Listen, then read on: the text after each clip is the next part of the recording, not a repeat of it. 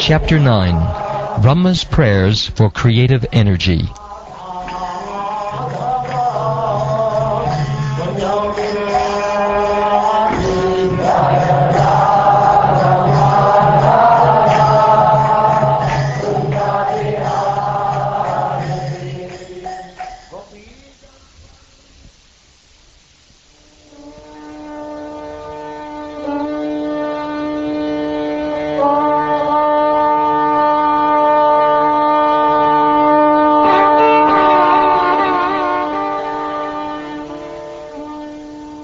Lord Brahma said,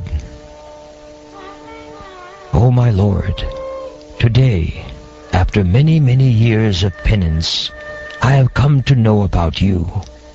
Oh, how unfortunate the embodied living entities are, that they are unable to know your personality. My Lord, you are the only knowable object, because there is nothing supreme beyond you. If there is anything supposedly superior to you, it is not the Absolute. You exist as the Supreme by exhibiting the creative energy of matter. The form which I see is eternally freed from material contamination, and has advented to show mercy to the devotees as a manifestation of internal potency. This incarnation is the origin of many other incarnations, and I am born from the lotus flower grown from your navel home. O my Lord, I do not see a form superior to your present form of eternal bliss and knowledge. In your impersonal Brahman effulgence in the spiritual sky, there is no occasional change and no deterioration of internal potency. I surrender unto you because, whereas I am proud of my material body and senses, your Lordship is the cause of the cosmic manifestation, and yet you are untouched by matter. This present form, or any transcendental form expanded by the Supreme Personality of Godhead, Sri Krishna, is equally auspicious for all the universes. Since you have manifested this eternal personal form, upon whom your devotees meditate, I therefore offer my respectful obeisances unto you. Those who are destined to be dispatched to the path of hell neglect your personal form because of speculating on material topics. O my Lord, persons who smell the aroma of your lotus feet, carried by the air of Vedic sound through the holes of the ears, accept your devotional service. For them you are never separated from the lotus of their hearts. O my Lord, the people of the world are embarrassed by all material anxieties. They are always afraid. They always try to protect wealth, body, and friends. They are filled with lamentation and unlawful desires and paraphernalia, and they avariciously base their undertakings on the perishable conceptions of my and mine. As long as they do not take shelter of your safe lotus feet, they are full of such anxieties. O my Lord, persons who are bereft of the all-auspicious performance of chanting and hearing about your transcendental activities are certainly unfortunate, and are also bereft of good sense. They engage in inauspicious activities, enjoying sense gratification for a very little while. O great actor, my Lord, all these poor creatures are constantly perplexed by hunger, thirst, severe cold, secretion, and bile, attacked by coughing winter, blasting summer, rains, and many other disturbing elements, and overwhelmed by strong sex urges and indefatigable anger. I take pity on them, and am very much aggrieved for them.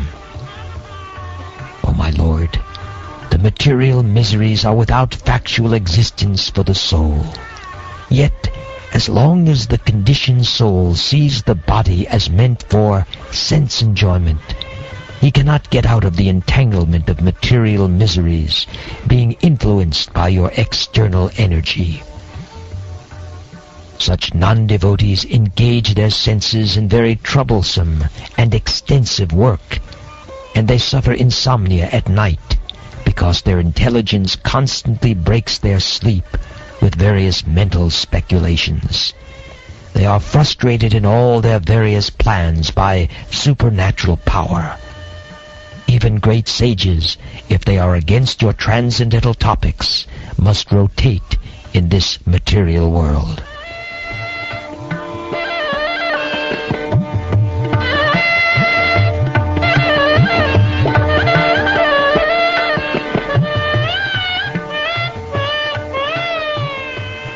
O my Lord, your devotees can see you through the ears by the process of bona fide hearing, and thus their hearts become cleansed, and you take your seat there. You are so merciful to your devotees that you manifest yourself in the particular eternal form of transcendence in which they always think of you. My Lord, you are not very much satisfied by the worship of the demigods, who arrange for your worship very pompously with various paraphernalia, but who are full of material hankerings. You are situated in everyone's heart as the Supersoul, just to show your causeless mercy, and you are the eternal well-wisher, but you are unavailable for the non-devotee. But the pious activities of the people, such as performance of Vedic rituals, charity, austere penances, and transcendental service, performed with the view to worship you and satisfy you by offering you the fruitive results, are also beneficial. Such acts of religion never go in vain.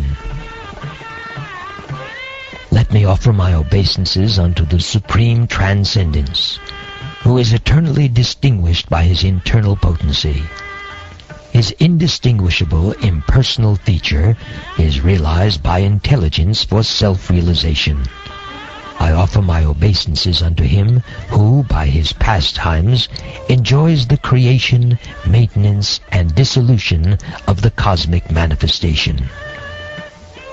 Let me take shelter of the lotus feet of him whose incarnations, qualities, and activities are mysterious imitations of worldly affairs. One who invokes his transcendental names, even unconsciously, at the time he quits this life, is certainly washed immediately of the sins of many, many births, and attains him without fail. Your Lordship is the prime root of the tree of the planetary systems. This tree has grown by first penetrating the material nature in 3 trunks, as me, Shiva, and you, the Almighty, for creation, maintenance, and dissolution. And we 3 have grown with many branches. Therefore I offer my obeisances unto you, the tree of the cosmic manifestation. People in general all engage in foolish acts, not in the really beneficial activities enunciated directly by you for their guidance. As long as their tendency for foolish work remains powerful, all their plans in the struggle for existence will be cut to pieces. I therefore offer my obeisances unto him who acts as eternal time. Your Lordship, I offer my respectful obeisances unto you, who are indefatigable time and the enjoyer of all sacrifices. Although I am situated in an abode which will continue to exist for a time duration of 2 paradas, although I am the leader of all other planets in the universe, and although I have undergone many, many years of penance for self-realization, still I offer my respects unto you. O my Lord, by your own will you appear in the various species of living entities, among animals lower than human beings, as well as among the demigods, to perform your transcendental pastimes. You are not affected by material contamination. You come just to fulfill the obligations of your own principles of religion. And therefore, O Supreme Personality, I offer my obeisances unto you for manifesting such different forms. My Lord, you accept the pleasure of sleeping in the water of devastation, where there are violent waves, and you enjoy pleasure on the bed of snakes, showing the happiness of your sleep to intelligent persons. At that time, all the universal planets are stationed within your abdomen. O object of my worship, I am born from the house of your lotus navel for the purpose of creating the universe by your mercy. All these planets of the universe were stationed within your transcendental abdomen while you were enjoying sleep. Now, your sleep having ended, your eyes are open like blossoming lotuses in the morning. Let the Supreme Lord be merciful towards me. He is the one friend and soul of all living entities in the world, and he maintains all for their ultimate happiness by his 6 transcendental opulences. May he be merciful towards me so that I, as before, may be empowered with the introspection to create, for I am also one of the surrendered souls who are dear to the Lord. The Supreme Lord, the Personality of Godhead, is always the benefactor of the surrendered souls. His activities are always enacted through his internal potency, Rama, or the goddess of fortune. I pray only to engage in his service in the creation of the material world, and I pray that I not be materially affected by my works, for thus I may be able to give up the false prestige of being the creator. The Lord's potencies are innumerable. As he lies down in the water of devastation, I am born as the total universal energy from the navel lake in which the lotus sprouts. I am now engaged in manifesting his diverse energies in the form of the cosmic manifestation. I therefore pray that in the course of my material activities I may not be deviated from the vibration of the Vedic hymns. The Lord, who is supreme and is the oldest of all, is unlimitedly merciful. I wish that he may smilingly bestow his benediction upon me by opening his lotus eyes. He can uplift the entire cosmic creation and remove our dejection by kindly speaking his directions.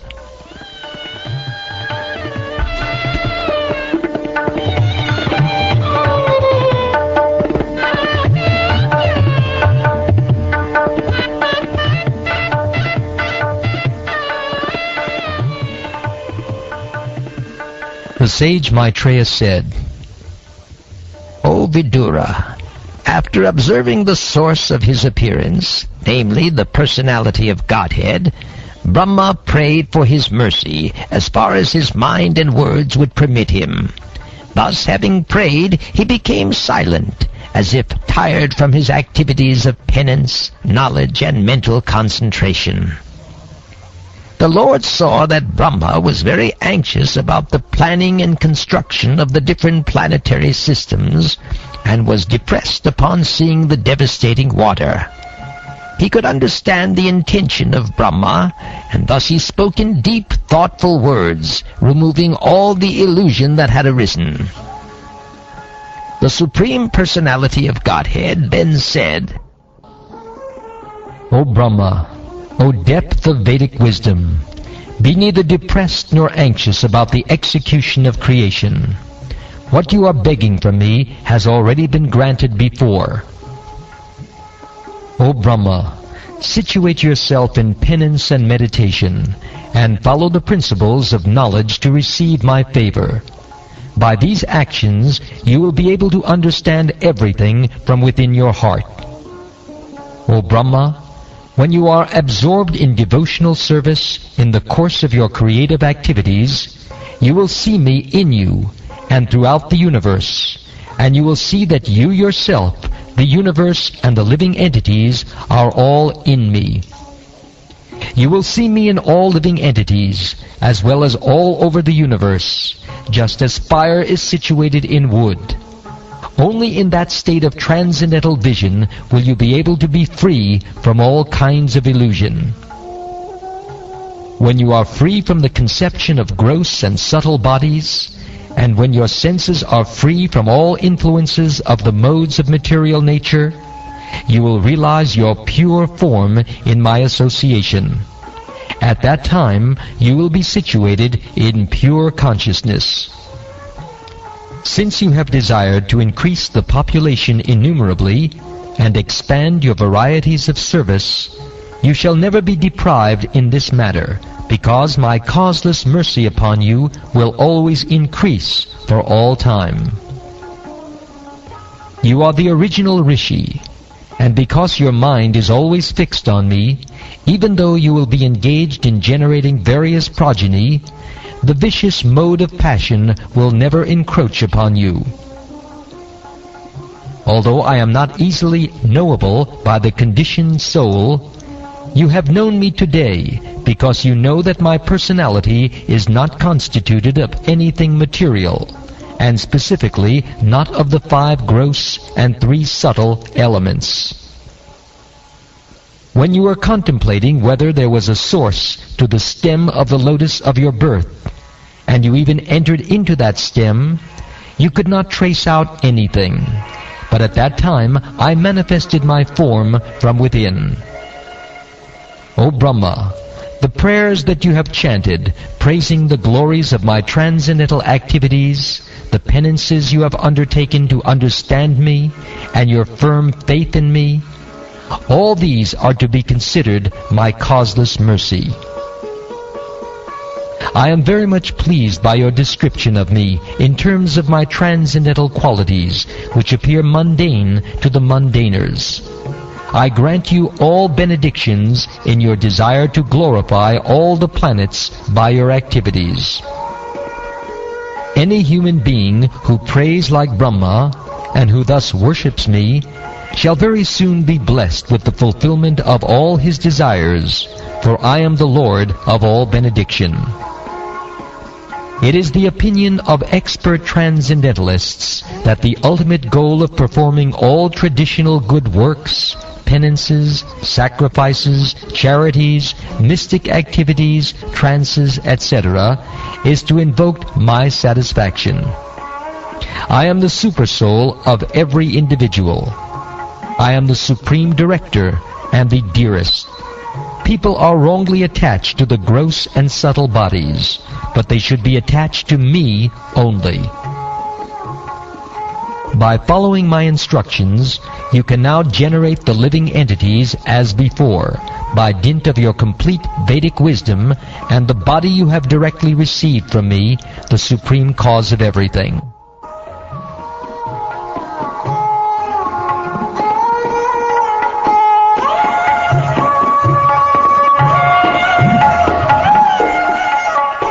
The sage Maitreya said, After instructing Brahma, the creator of the universe, to expand, the primeval Lord, the personality of Godhead, in his personal form as Narayan, disappeared.